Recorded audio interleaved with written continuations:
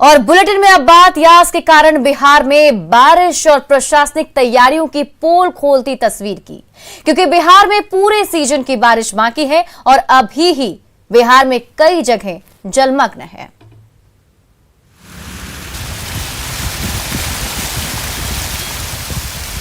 और पटना के गांधी मैदान, हमारे पीछे ये जल जमाव का जो नज़ारा आप देख रहे हैं, ये पटना का पॉश इलाके में से एक गांधी मैदान का इलाका है। और यहाँ जो है आसपास में कई इमारतें हैं। बगल में ही जो है डिस्ट्रिक्ट जज रहते हैं, ग्रामीण एसपी रहते हैं, डीएम रहते हैं, तो तमाम जो उच्च अधिकारी हैं वो यहाँ पे रहते हैं। और यहाँ आप देख सकते हैं कि जो स्थिति जो है वो पिछले साल की तरह ही देखने को मिल रही है।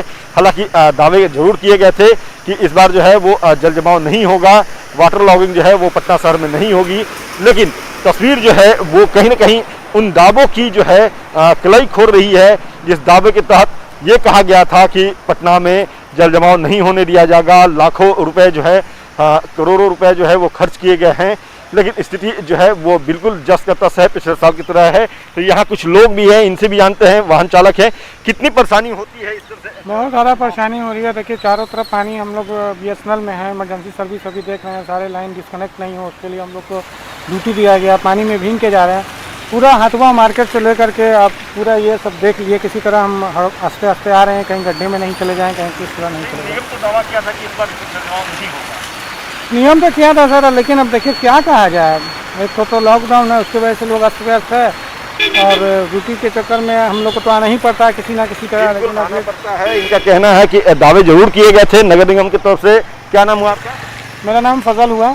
फजल है, ये कह रहे हैं कि दावे जरूर किए गए थे, लेकिन दावों की जो हकीकत क्या है वो आप देखिए। ये तस्वीर अपने आप में बताती है, और कहा भी जाता है कि तस्वीरें जो है वो झूठ नहीं बोलती।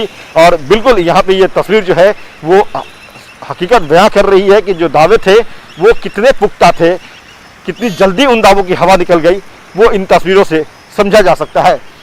अमित कुमार, न्यूज़ 18 पटना। और यास तूफान के कारण पटना सचिवालय में एक साथ कई पेड़ गिर गए हैं। सचिवालय के पिछले हिस्से में तूफान से एक लाइन में लगे 5 से 6 पेड़ गिर गए, और इन पेड़ों को सीएम नीतीश कुमार ने लगवाया था। जानकारी दे रहे हैं न्यूज़ 18 संवाददाता शैलेंद्र।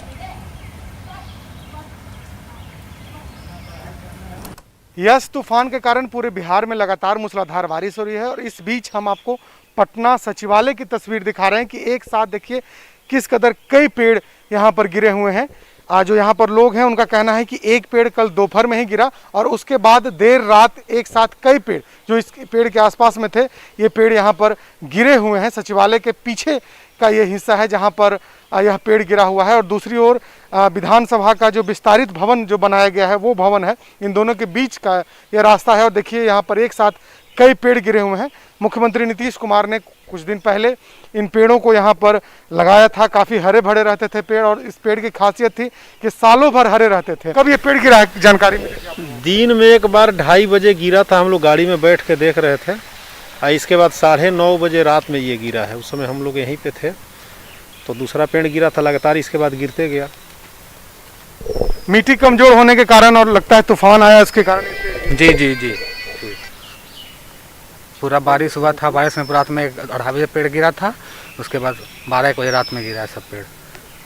अभी तक कोई हटाने नहीं आया है इन पेड़ों को? कल दिन में ही एक पेड़ गिर गया। जी नहीं, अभी तक तो कोई नहीं आया है। तो ये देखिए, ये तस्वीर है पटना के सचिवालय की कि किस तरह एक साथ कई पेड़ गिरे हुए हैं। हम इधर से भी इस तस्वीर को दिखाएंगे कि देखिए कैसे एक लाइन से यहाँ पर जो पेड़ हैं वो ठीक पिछला हिस्सा जो सचिवालय का है उस हिस्से में एक साथ एक लाइन से कई पेड़ आपको गिरे नजर आएंगे। और ये कहीं ना कहीं तूफान को लेकर के, और तूफान में जो तेज हवाएं चली माना जा रहा है उसके वजह से यह पेड़ गिरे हैं। शैलेंद्र, न्यूज़ 18 पटना। और यास तूफान के कारण पटना में 12 से 14 जगहों पर पेड़ गिरने की खबर आई है, जिसके बाद वन विभाग की 5 टीमें सड़क पर गिरे पेड़ों को हटाने में जुटी है। पटना के स्टैंड रोड पर गिरे पेड़ को हटवा रही हैं। पटना डीएफओ रुचि सिंह ने कहा कि शहर में कई जगहों पर पेड़ गिरे हैं जिन्हें हटाने का काम चल रहा है, और उनकी प्राथमिकता गिरे पेड़ों को जल्द से जल्द हटाने की है। डीएफओ से बात की न्यूज़ 18 संवाददाता शैलेंद्र ने। लगी हुई है जगह जगह, और जैसे यहाँ पे सिर्फ ब्रांच टूटी हुई थी तो उसको हटा के फिर हम अपने डिपो में पहुँचा देंगे।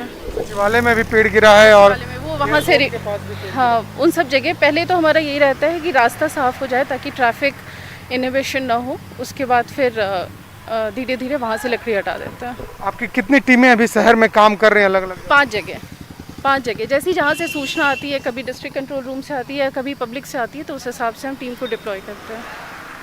12 से 14 जगहों पर अभी पेड़ गिरे हैं। तो हमारे साथ पटना डीएफओ मौजूद थी जिन्होंने बताया कि इस तरीके से पटना शहर में 12 से 14 जगहों पर पेड़ गिरने की सूचना मिली है, जिसे वन विभाग के अलग अलग टीमों के द्वारा उसे साइड किया जा रहा है। इनकी प्राथमिकता है कि यदि सड़क पर पेड़ गिरता है तो सबसे पहले उसे किनारे किया जाए ताकि सड़क पर आवागमन को बहाल किया जा सके। शैलेंद्र, न्यूज़ 18 पटना। पटना में कदम कुआं के लोहानीपुर इलाके में जलजमाव की स्थिति है, जिससे लोगों को काफी ज्यादा परेशानी हो रही है। देखिए संवाददाता रजनीश कुमार की रिपोर्ट।